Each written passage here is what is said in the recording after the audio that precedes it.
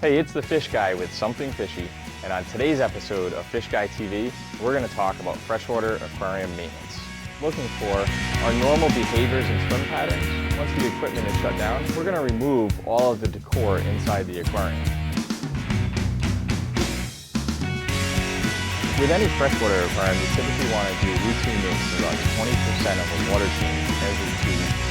And since we're working on a cichlid tank that requires salt, we have to add the cichlid salt directly to the aquarium. I'm here today with Cortland, who's going to help us demonstrate how to service a freshwater aquarium. When we first get started, we have what's called a fishtail form, and on the fishtail form has pretty much a self-guided checklist we follow that keeps us following the proper order of maintaining the aquarium. The first thing on the checklist is making sure that the aquarium fish are healthy. The things that we're looking for are normal behaviors and swim patterns, eyes that are nice and clear, no visible spots on the fish, and that the fish are free from any red streaking. The spots would be an indication of a parasite, the streaking would be a bacterial infection, and the behavior is also going to be a sign of whether the fish might be stressed out or not. In this case, we have some fish that are pretty camera shy, so they're not visible today. But we'll go ahead and get started with the maintenance. The thing that we're going to do is shut the lights off and the power to the aquarium.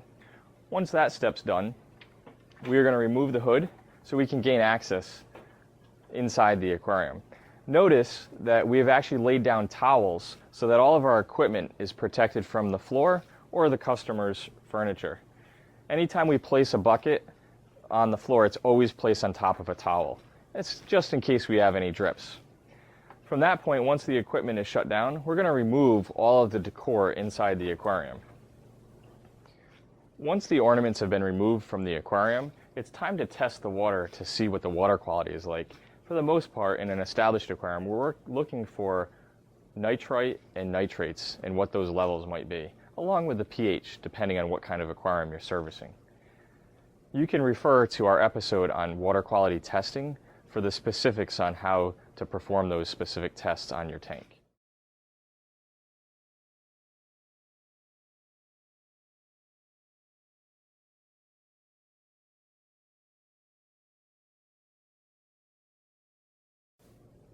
Once the tests are completed and recorded, you're going to go on to cleaning the algae off the walls of the aquarium. And Cortland can demonstrate that with the algae pad that he has. You do want to take care that the pad you clean the inside of the aquarium with is safe for the material you're cleaning, such as glass or acrylic. In an acrylic aquarium, it's a lot more prone to scratching with the sand or substrate that's in the fish tank. The other thing you'll notice is that fish tanks should be maintained actually before they look dirty, about on a weekly or bi-weekly basis, depending on the type of aquarium. In this freshwater aquarium, it's something that we do every 2 weeks. And you notice when we got started, the tank didn't look bad.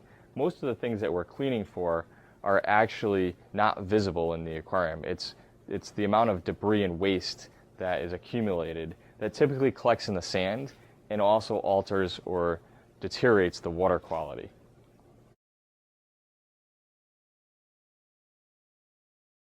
What Cortland's using right now, as marked with the red tape on the brush, he only uses in the gravel line. That way he doesn't get any sand on a sponge that is used higher than the gravel line in the aquarium. While he's doing the wipe down, he also will take care to make sure the intakes to the filters, the heater, any other equipment that might be in the aquarium, such as airline tubing, is also cleaned of algae or any debris.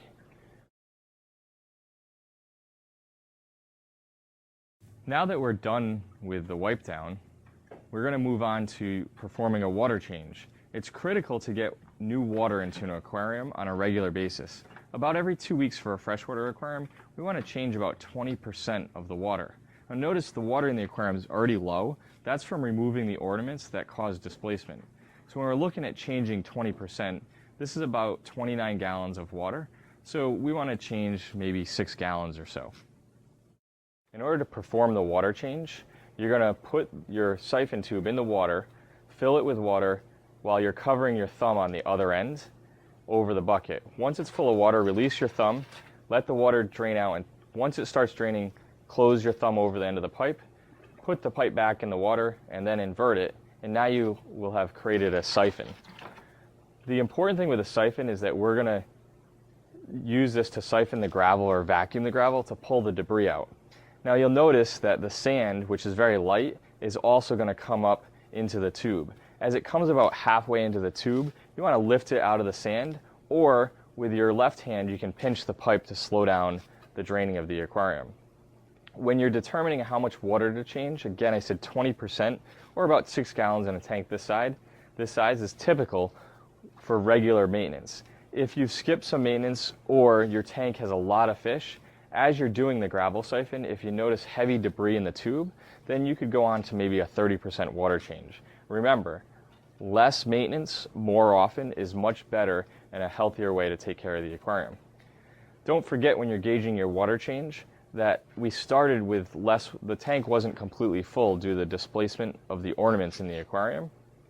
So use your bucket. We're using a 7-gallon bucket, and again, you want to do about a 5 or 6 gallon water change. This tank's fairly clean, so we would just do that about every 2 weeks. Now that Cortland's done vacuuming the gravel of the aquarium and removing the debris, he's ready to prepare tap water for addition to the tank. The key thing is to try and get tap water about the same temperature as your tank. The tank's about 78 degrees, so you want to add tap water of a similar temperature.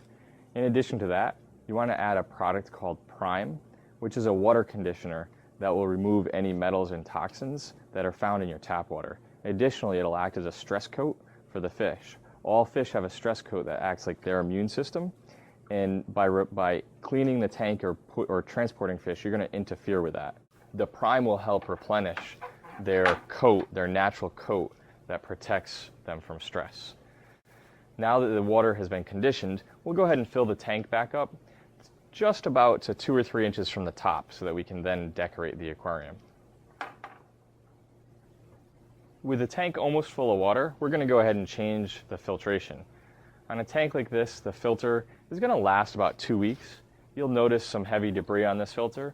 This filter pad also has carbon inside of it, and that carbon is going to be exhausted sometimes as quick as 2 weeks and definitely within 4 weeks. So we go ahead and change the cartridge every 2 weeks during our normal maintenance to prevent it from ever getting completely clogged. We also recommend that you use the manufacturer's designed filter replacement pad or cartridge for the specific filter that you're using so that it fits properly and filters properly. Once the cartridge is replaced, you can look to make sure there's no heavy debris in the filter area and clean that out if that is a problem. Once the filter is changed, you can now add the decor back to the aquarium. When you're decorating a tank, it's important to cover the back wall almost entirely so that your eye is not drawn to the back of the aquarium. When you're decorating a tank with plants such as these fake plants here, typically you want to have the tank back wall covered so that you have colors such as green and red plants throughout the back of the tank. Not all the green on one side, not all the red on the other, but mix it up a little bit so that it looks nice. Pay careful attention to covering your heater and any type of equipment such as airline tubings or small pumps that might be in the back so that when you're done the tank looks complete and the focus is on the fish, not the equipment. With the background plants in the aquarium, we're going to go ahead and add decorative rocks that will help provide a place for the fish to hide and feel protected. It'll also make the aquarium look really nice. When you're decorating with rocks, you do want to be careful that they don't interfere with the glass or touch the glass, as they can scratch. So your placement's really important. Substrate in an aquarium that's freshwater like this helps to have 2 or 3 inches so that you can hold down the plants and that you can sit the rocks in it really nicely. When you're decorating, it's nice to mix up the color of the rocks like you see Cortland doing here, and the smaller rocks should obviously go in the front. You can see the same thing with foreground plants. The small 2 to 4 inch plants in a tank this size should stay near the front while the bigger ones should be in the back. A lot of people may say that the plants and decor are hiding their fish. With the right number of fish in your tank, you'll always see an active tank, and the fish do need a place to hide to reduce stress. Now that the tank's decorated, we're going to use 5-in-1 test strips to test the water for its pH. The 5-in-1 test strips are a very simple way of testing the pH and appropriate for a freshwater tank. However, for a more accurate test, we do have professional grade test kits in our store if you're having any problems with the pH and want to have a more accurate reading. With our reading coming out on this tank at about 8.0, we're going to go ahead and add some buffer to the aquarium. When you're buffering the aquarium, you do want to make sure you're adding the right buffer. In this case, it's Malawi buffer. The buffer can be added directly to the aquarium and is added per the instructions on the bottle based on the size of the aquarium that you have. Once the buffer is added, it usually takes about 24 hours before you can see a change in the pH level. And at that point, you could test it and re-add buffer if required. The next thing that you're going to do is add a product called Cichlid Trace, since we're servicing a cichlid tank. Cichlid Trace has the trace elements and minerals that are required for the fish to be healthy. These are same minerals that are found in their native environment.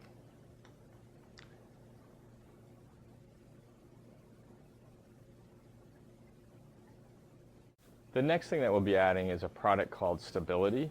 Stability is going to help maintain the right level of bacteria in the aquarium. Bacteria in the aquarium will help break down waste, and what's important about Stability is every time you service an aquarium, you do interfere with the bacteria that's growing. So in order to keep it healthy and replenish it after the service, Stability is a great product to do that. And since we're working on a cichlid tank that requires salt, we have to add the cichlid salt directly to the aquarium. Remember, the volume of salt that you're going to add is based on the volume of the water change and not the total volume of the tank, unless it's a new cichlid setup. Make sure to read the instructions based on the type of cichlids that you have for the true volume of salt required for your tank. With all the water additives completed, we can go ahead and top off the aquarium, bringing the water level up to the trim and within about a 1/4 inch of the frame.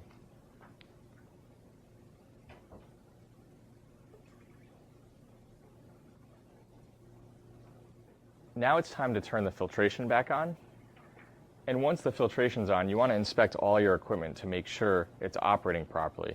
Depending on what you have, that might include the heater, the filter pump, any power heads internally in the aquarium, and typically on a freshwater tank, we also would have a UV sterilizer. And on this tank, that's in the filtration area, so we want to make sure that's working as well. Also make sure there's no algae visible anywhere in the aquarium, on the heater, the airline tubing, on the gravel line, or anywhere else within the aquarium. With everything complete and our visual inspection done, we can go ahead and put the tank cover and the lights back on.